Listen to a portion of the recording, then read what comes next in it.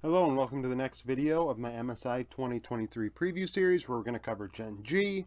They won the LCK. Yes, that's right. If you've been living under a rock, they beat T1 in the finals and they are the first seed. Their coach is Score. Score has went to one international event as a coach, playing, not playing, he former player, but coaching Gen.G last Worlds to a semifinals finish, going 10-6. The average age of this roster is 21.2 years old, and they will be a threat for the title, in my opinion. We're going to go over some stats. The first set that are represented in light green here are international stats.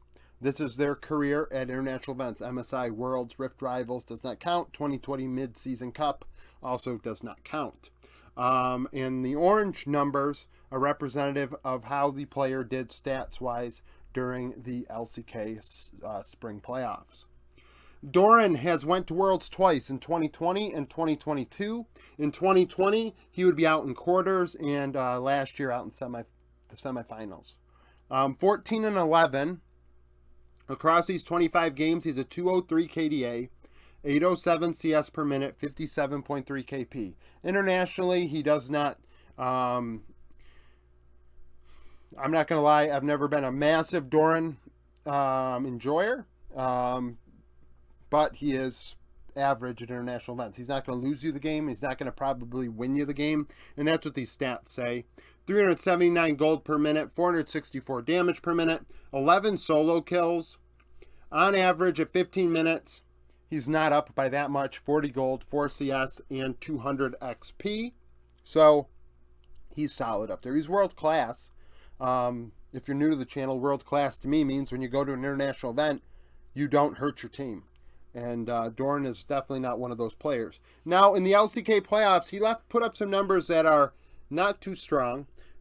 He did do very well in Zeus in the finals. That's undeniable, but the numbers are, what they are.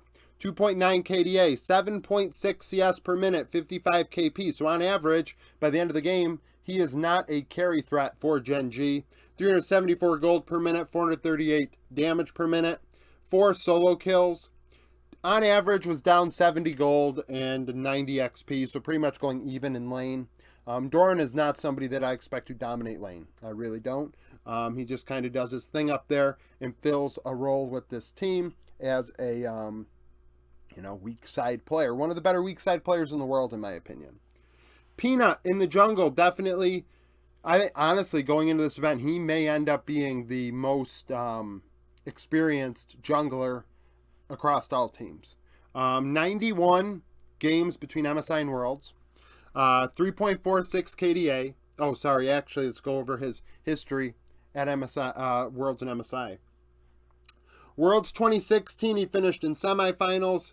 17 was runner-up. 20, he dropped out in group stage. In 2022, he was out in semifinals. At MSI, in 2017, he would win, and in 2018 would finish second. That was when he was with T1 in 2017. So, 3.46 KDA, 512 CS per minute, 66.5 KP. We have to keep in mind, he has played so long that these numbers are a bit scuffed. He comes from the time when junglers would have 4 CS per minute, and that was good. So, definitely more of a carry-oriented jungler in his prime. Now more of a facilitator. He's a shot caller on the team. 350 gold per minute, 275 damage per minute, 15 solo kills.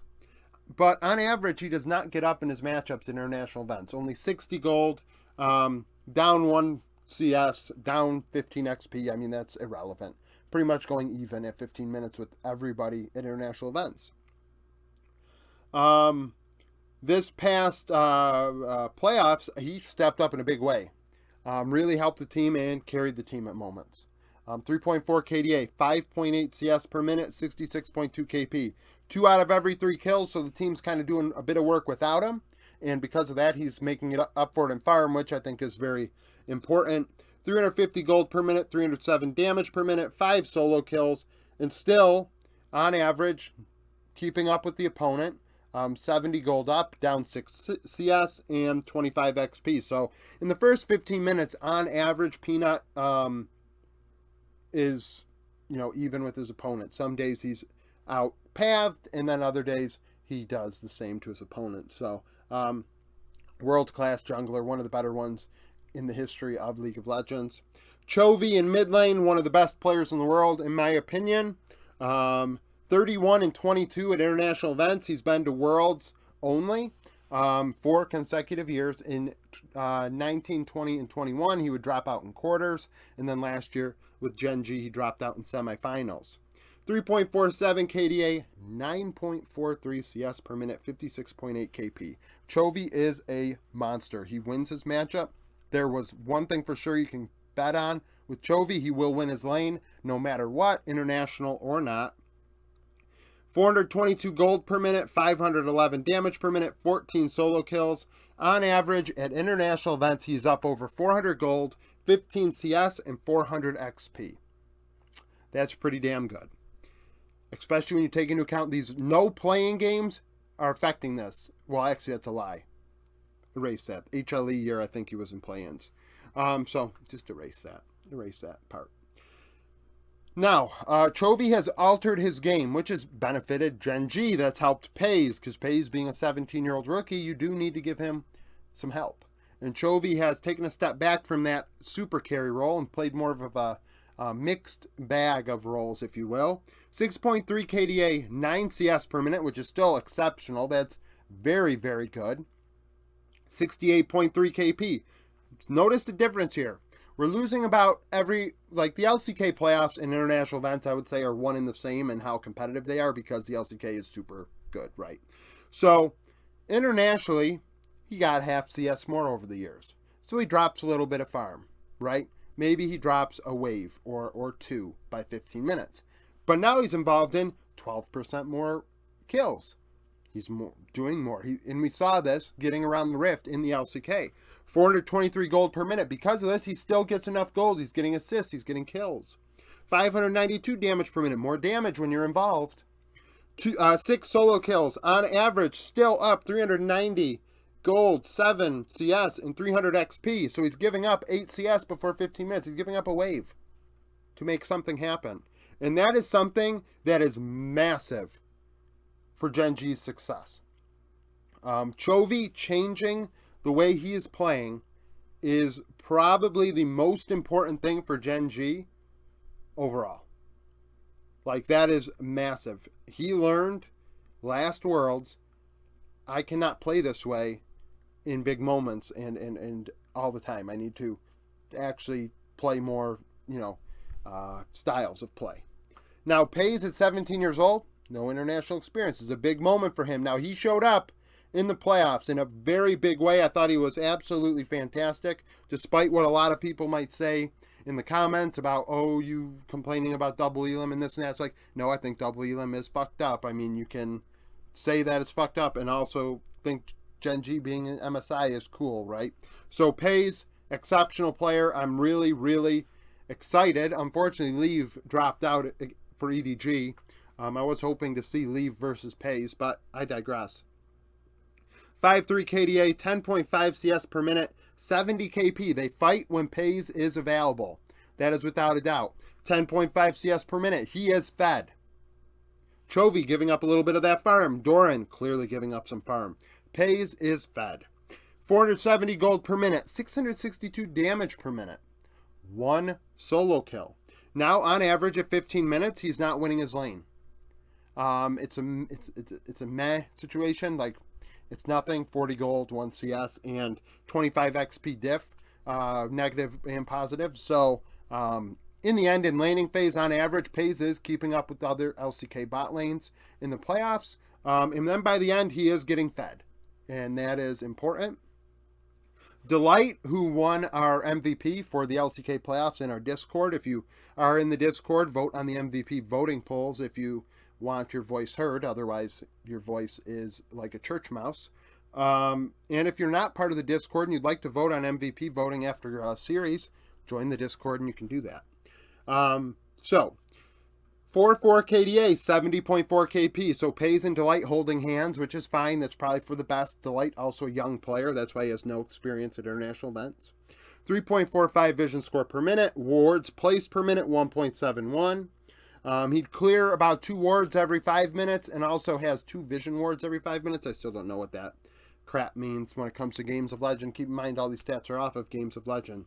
So Gen.G are going to fight for the title. And Peyz and Delight showed up in the playoffs and said, we are ready. Now, Guma and Owner showed up last year in the LCK playoffs and went to MSI and couldn't handle the moment. I'm not going to say that Peyz and Delight are going to definitely handle the moment, but we'll see what happens. I think that it could go either way. A very young player. This is an exciting time for Gen.G to have Peyz, who has replaced Ruler. And replaced Ruler to some degree. Is he Ruler? I mean, we'll find out when they play, right? He's definitely made a good case for himself already as being an exceptional player. The meta might shift, and then we'll get an idea of what he really has to offer across the board. I will say about Peyz, while I'm still, singing his praises, last year, Peyz was on my list of guys that I'm like, this guy deserves an opportunity. If you've listened to my videos, you'd know that I have harped on this for quite a while now, that, Peyz's success is not a surprise. Well, let's put it this way. It is a surprise he's actually done as well as he has. So quickly. But for him to be able to play at this level, at minimum, was not a surprise. He deserved this opportunity. This is my opportunity to call out Rahel and Dam1 plus Kia, or whatever the hell, D plus Kia. I love you, Def. You just won Worlds, but Rahel should be playing. Sorry, that's what I'm saying. So thank you for watching this video. If you liked it, like it, subscribe to the channel for daily League of Legends content. Earlier today, I went over Liv Sandbox's decision to sign Teddy, as well as previewed CBLOL finals. Tomorrow, I will be doing a video like this, probably, as well as there was going to be another thing I was going to do. Oh, shoot, I forgot. I'm a little all over the place today. But nevertheless, like I said, thank you for watching. Follow me on Twitter, join the Discord, become a supporter, and I hope to see you again soon.